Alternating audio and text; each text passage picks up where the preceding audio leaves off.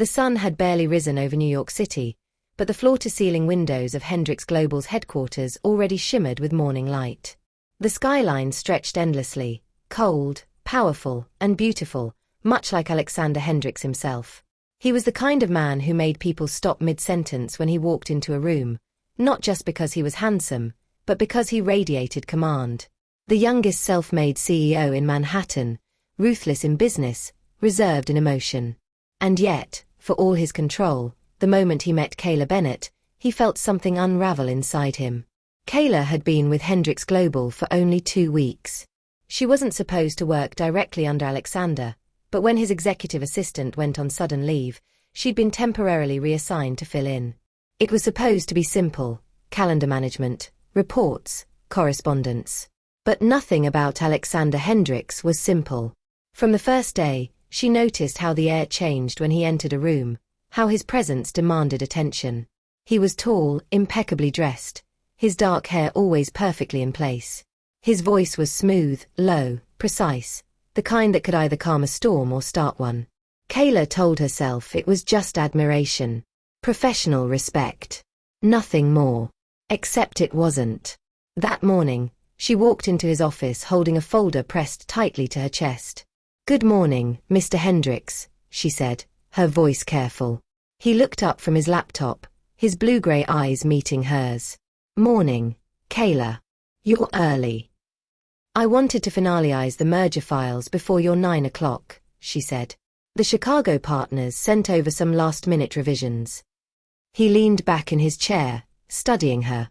"You've only been here 2 weeks and you already anticipate what I need before I ask for it." Her pulse jumped. "Just trying to do my job." He smiled, a rare, small curve of his lips that was more dangerous than disarming. "You do it very well." Kayla tried to breathe evenly, but his gaze held her too long, too intently. She forced herself to place the folder on his desk and step back. "Will that be all, sir?" For a moment, he didn't answer. Then he said softly, "Yes. Thank you, Kayla." She turned to leave, but she felt his eyes on her until the door clicked shut behind her. That night, long after everyone had left, Kayla was still at her desk finalizing a report. The office was quiet, only the hum of computers and the faint sound of city traffic below. She was typing when she heard his voice. "You're still here." Her heart jumped. She looked up. Alexander stood at the doorway, his tie loosened, his sleeves rolled to his elbows. The powerful CEO looked human, almost tired. "I was just finishing up the quarterly notes," she said quickly.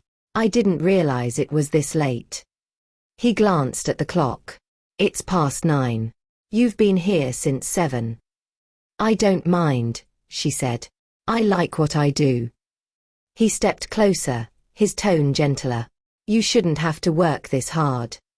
It's temporary. Until your assistant returns." Something flickered in his expression, something unreadable.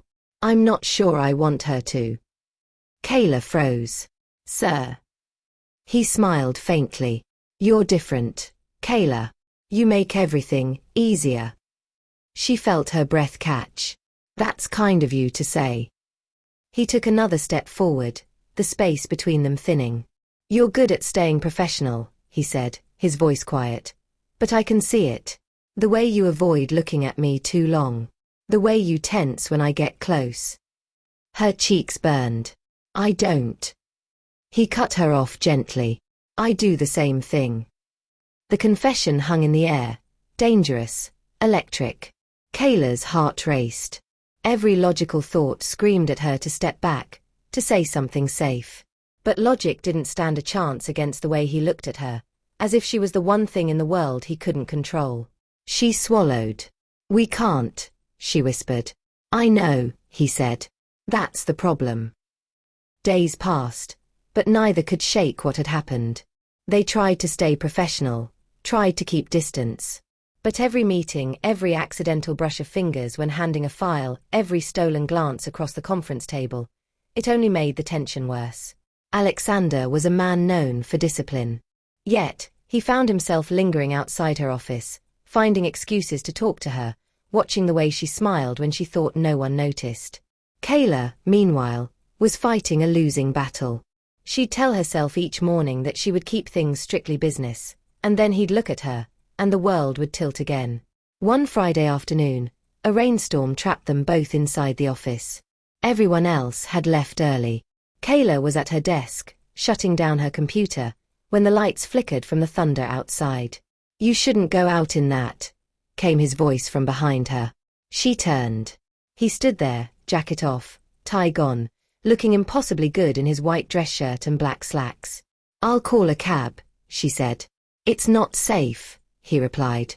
"Stay until it passes." She hesitated, then nodded. "Okay."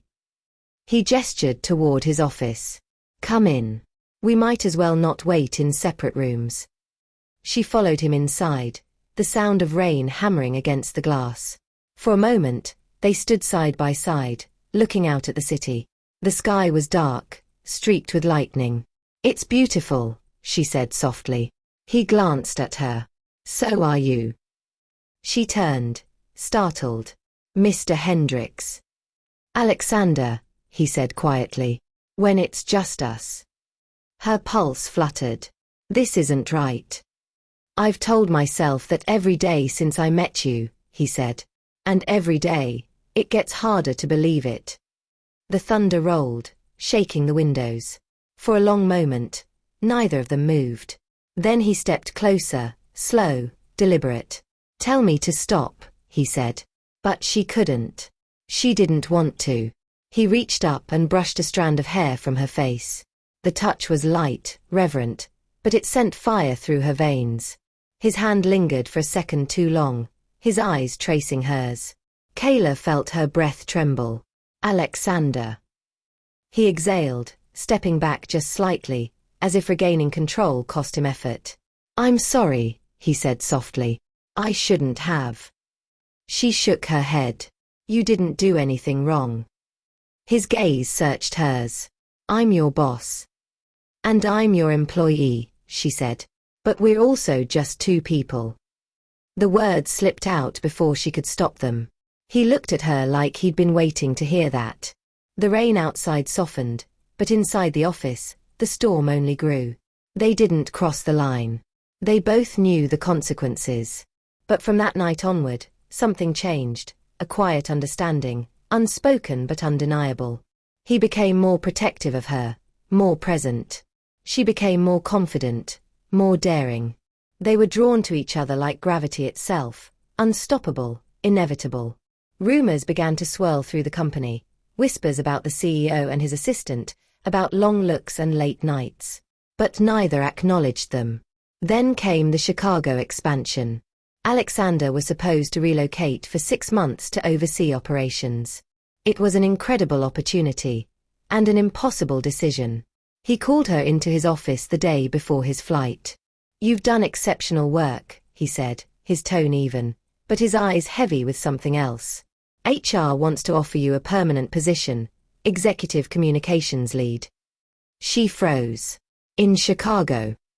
He nodded slowly. "With me." Her heart pounded. "Alexander." "I don't want to make this harder," he said quietly. "You deserve your own path. I don't want to pull you into something that could hurt you." Her throat tightened. "You already have."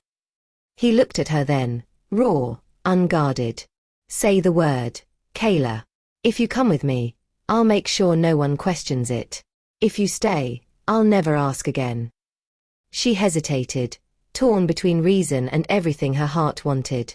Finally, she said, "I can't build my career around you. I have to stand on my own." He nodded once, slowly. "Then I'll respect that." But when she turned to leave, he caught her wrist gently. She looked back. "For what it's worth," he said softly, "you changed me." Tears burned behind her eyes. "You changed me too." And then she walked away. Months passed. Kayla moved departments, working under a different executive. Alexander's name still appeared in headlines. New acquisitions, record profits, his signature ruthless efficiency. But every time she saw his picture on the company newsletter, something inside her ached. Then one evening, she received an email. Subject line: Dinner, AH. She stared at it for a long time before replying. That night, they met at a quiet restaurant in Midtown. He was already there, waiting, his expression unreadable. When she sat down, he smiled, that same rare, quiet smile that had undone her months ago. "I've missed you," he said simply. Her heart broke a little at how honest he sounded. "You shouldn't say that." "Maybe not," he said. "But I mean it." They talked for hours, about work, life, everything they hadn't said. No titles. No company politics. Just two people who had once stood on opposite sides of a line and were now trying to find where they belonged. When they finally stood to leave, he reached for her hand, not possessively, but gently, reverently. "I don't know what comes next," he said. "But I know I'm not done wanting you in my life." Kayla looked at him, the man who had been her boss, her temptation, her heartbreak, and felt peace instead of pain. "Then maybe," she said softly, "we start as equals this time." His smile deepened, quiet and full of promise. "I'd like that." They stepped out into the night, the city alive around them, bright lights, cold air, endless possibilities. For the first time, neither of them felt the weight of what they couldn't have. Only the warmth of what they might still build together. And as the wind carried the scent of rain through the Manhattan streets, Alexander Hendrix looked at Kayla Bennett and thought, not of what was forbidden, but of what was finally free. The end.